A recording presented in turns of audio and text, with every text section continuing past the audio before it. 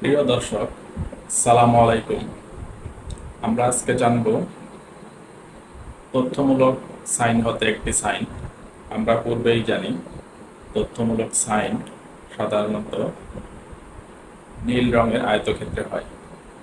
সুতরাং আমরা যদি নীল রঙের আয়তক্ষেত্রের মধ্যে দেখতে পাই একটি গাড়ির ছবি এবং তার পাশে একটুখানি আগুনের শিখা অঙ্কিত আছে, তাহলে আমরা বুঝব সামনে ফায়ার সার্ভিস বা দমকল বাহিনী।